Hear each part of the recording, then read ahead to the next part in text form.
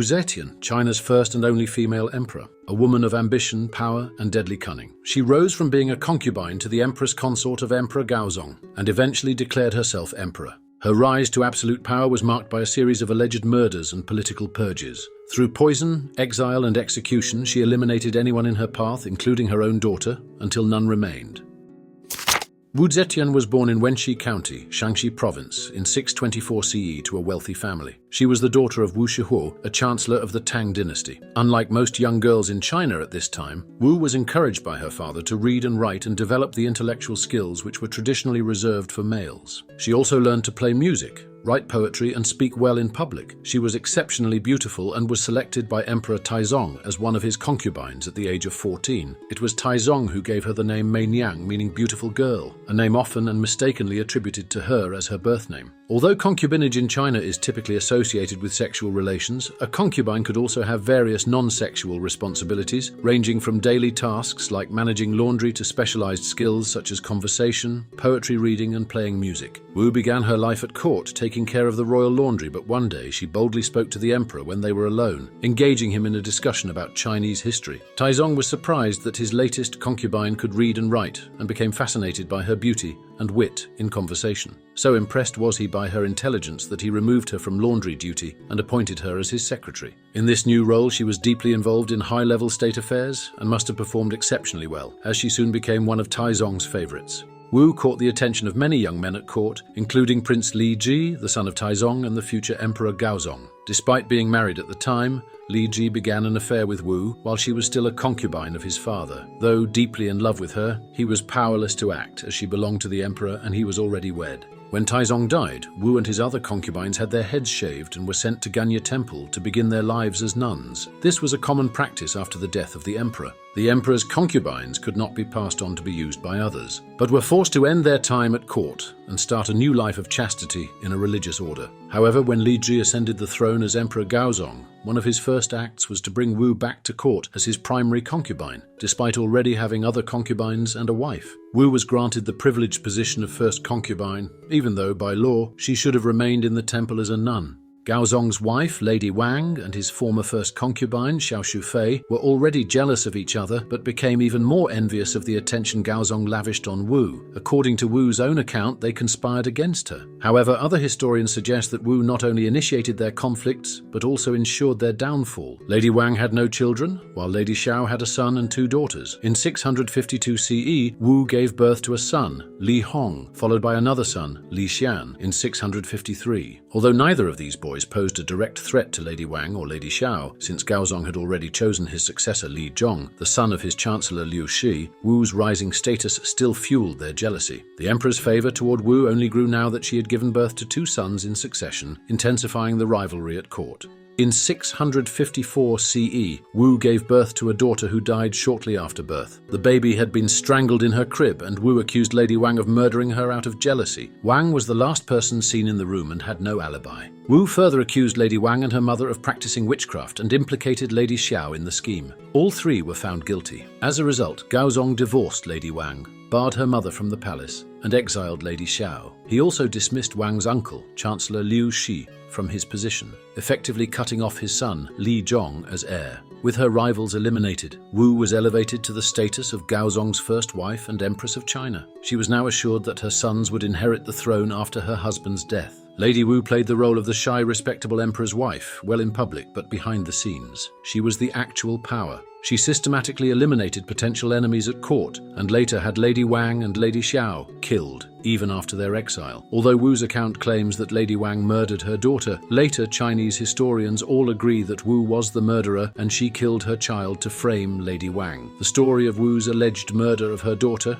and the framing of Lady Wang to gain power is the most infamous and frequently repeated episode of her life. However, there is no definitive way to confirm whether events unfolded as recorded by historians. At the time, it was Lady Wu's word against Lady Wang's, and later historians chose to side with Wang, but that does not necessarily mean they were correct. Any historian who has written about Lady Wu has largely accepted the accounts of later Chinese historians without question. However, these historians had their own agenda, which did not include praising a woman who dared to rule like a man. They consistently depict Wu as ruthless, conniving, scheming, and bloodthirsty. She may have been all of these things. She may have even murdered her daughter to seize power, but such claims should be examined critically, considering their sources. A woman in the highest position of government posed a direct challenge to the traditional patriarchy. Court counselors, ministers, and historians argued that Wu had disrupted the natural order by assuming power that rightfully belonged to a man. Shortly after she took the throne, an earthquake struck, which was widely interpreted as a bad omen. As scholar Henry Rothschild writes, the message was clear. A woman in a position of paramount power was an abomination, an aberration of natural and human order. Omens were extremely important to the people of ancient China and played a significant role in Tang politics. In 683 CE, when Wu began manipulating events in ways traditionally reserved for men, one Confucian scholar wrote that nature itself had been overturned by the usurping woman, and that throughout the empire, in every prefecture, hens changed into roosters or half-changed. When a mountain seemed to appear following the earthquake, this was also interpreted as nature itself, revolting against the reign of Wu. However, Wu saw the situation differently. She claimed the mountain was a positive omen, reflecting the Buddhist paradise mountain, Sumeru. Wu had the mountain named Mount Felicity, asserting that it had risen to honor her and her reign. Even though many at court congratulated her on being favored by the gods, many others did not. Beginning in 660 CE, Wu effectively became the Emperor of China. Although she did not hold the official title, she was the power behind the throne and handled imperial affairs, even while pregnant with her daughter Taiping in 665 CE. One example of her influence occurred in 666, when she led a group of women to Mount Tai, where they performed rituals traditionally reserved for men. Having been raised by her father to believe she was the equal of men, Wu saw no reason why women could not carry out the same practices and hold the same positions men could. She did not ask any man's permission to lead these women to Mount Tai. She felt she knew what was best and did it. She also organized military campaigns against Korea in 668 CE, which were so effective that they reduced Korea to the status of a vassal state. Emperor Gaozong had nothing to do with either of these events, although his name would have been attached to the campaigns against Korea. Gaozong had contracted a disease that affected his eyesight and required reports to be read to him. Wu either read him whatever she felt like, or read the true reports, but acted independently regardless. In 674 CE, Gaozong adopted the title Tianhuang, Emperor of Heaven, while Wu changed her own title to Tianhe, Empress of Heaven. They ruled as divine monarchs until Gaozong's death in 683 CE. Wu placed her first son on the throne, who took the royal title Zhongzong. However, he refused to cooperate with his mother, and his wife, Lady Wei, began to wield excessive power. Wei had her father appointed as chief minister to her husband and pushed for measures that favored her family. When Wu could no longer tolerate her daughter-in-law's antics and disrespect, and Zhongzong's failure to discipline her or follow Wu's commands, she had both of them charged with treason and exiled. She then replaced Zhongzong with her second son, who became Emperor Ruizong. She kept him under a form of house arrest, confining him to the inner palace. Ruizong was also a disappointment to her, and so she forced him to abdicate in 690 CE and proclaimed herself Emperor Zetian, ruler of China, the first and only woman to sit on the dragon throne and reign in her own name and by her own authority. Wu's surname, Wu, is associated with the words for weapon and military force, and she chose the name Zaitan, meaning ruler of the heavens. With this, she made it clear that a new kind of ruler had ascended the throne and a new order had arrived. The first thing Wu did was change the name of the state from Tang to Zhou. It was customary for a dynasty to reset history when it changed, with each new dynasty considered a fresh beginning. By renaming the state from Tang to Zhou, Wu followed this tradition but went further to signify that she was ushering in a completely new era by calling her reign Tianzhu, meaning granted by heaven. To secure her new reign, Wu had members of the Tang dynasty royal family imprisoned,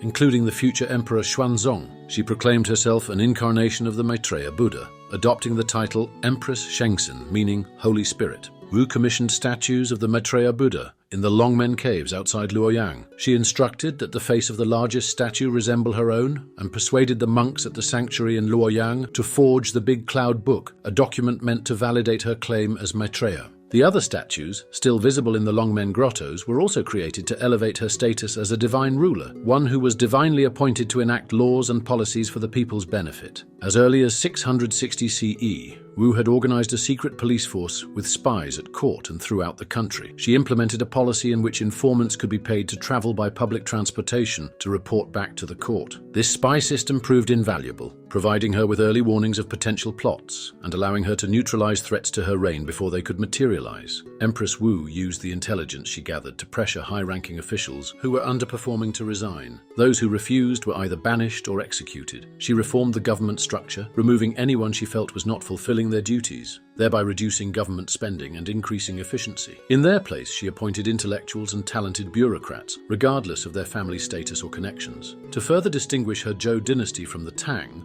Wu created new characters for the Chinese writing system, known today as the Chinese characters of Empress Wu. These characters were intended to replace between 10 and 30 older characters, representing Wu's attempt to change how her people thought and wrote. Although these characters were removed after her reign, they still exist in some Chinese dialects in written form. No area of Chinese life was untouched by Empress Wu, and her reforms were so popular because the suggestions came from the people. Under the older regimes, a suggestion or complaint had to go through a number of different offices before it ever reached anyone who could do something about it. Wu eliminated all the bureaucracy by establishing a direct line of communication between herself and the people. She improved the public education system by hiring dedicated teachers and reorganizing the bureaucracy and teaching methods. She also reformed the Department of Agriculture and the system of taxation by rewarding officials who produced the greatest amount of crops and taxed their people the least. She ordered farming manuals to be written and distributed. She organized teams to survey the land and build irrigation ditches to help grow crops and redistributed the land so that everyone had an equal share to farm. Agricultural production under Wu's reign increased to an all-time high. Wu also reformed the military by mandating military exams for commanders to show competency, which were patterned on her imperial exams given to civil service workers. The military exams were intended to measure intelligence and decision-making,